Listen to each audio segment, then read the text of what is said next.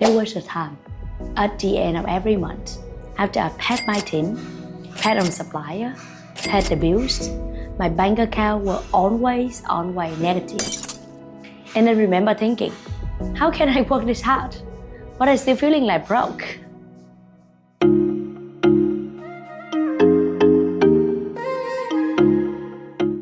Hi, it's Kim again. Welcome to 7 Minutes with Kimbo, a journey from zero to purpose.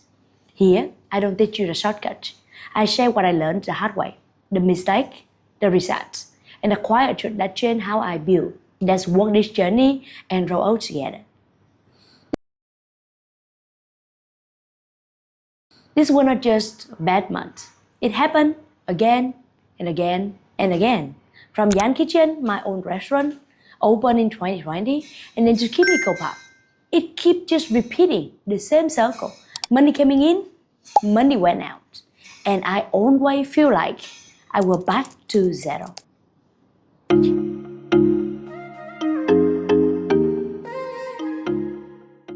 And at that time I was taught, if I can close more bigger deal, everything gonna be okay. And I did.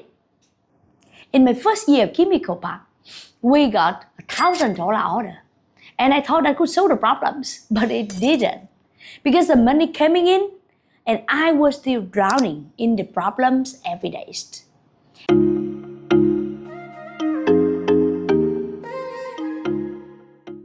Everything starts changing when I found Ken Honda. One idea stayed with me.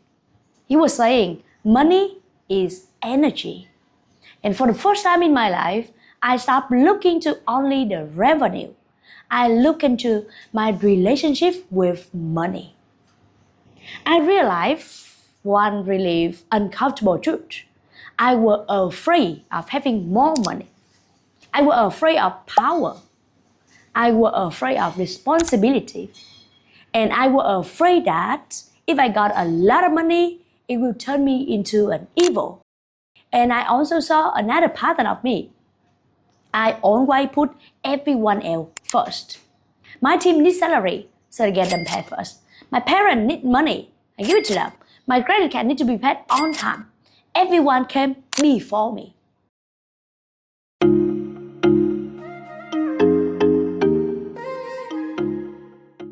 Then I started learning from Tony Robbins. In the entire journey of being entrepreneur, I following billionaires because people think that they are born to be a talent. No, any of them, they all go from poor background and then they grow themselves big. They build themselves at a better versions. So the best way for you to be shortcut in the entrepreneur journey is to following all of them. Tony Robbins, Alex Hormozi, Dan Martell, and hundreds of them. With me, they are all my imagination mentor.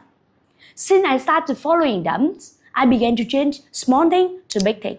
Every time I paid a bill, instead of paying with stress, oh, money is gone, I was sending love. I sending love to the supplier. I sending love to my team. Thank you for all of the love and the contributions. Thank you for the money because I still have money to moving in and moving out to them. And that changed the entire thing. Because I stopped seeing my payment as a loss. I seeing my payment out as a flow. Because as long as you got a flow to going out, they're gonna be space for you to get money to going in. And I also noticed my spending patterns. Where I spend from fear, I delay investing. Where I thought good people were too expensive, I don't have budget to hiring talent people. And so slowly I would change the question from I cannot afford them because they are talent to will hiring these people or this mentor gonna help me grow? Will this gonna create more value to the company? Will this gonna help me build more prosperity? So I start investing differently in myself, in better people, in the system that help me make more values.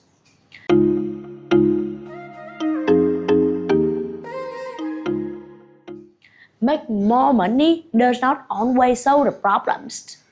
There's a sentence saying that problems of poor people can be solved by money.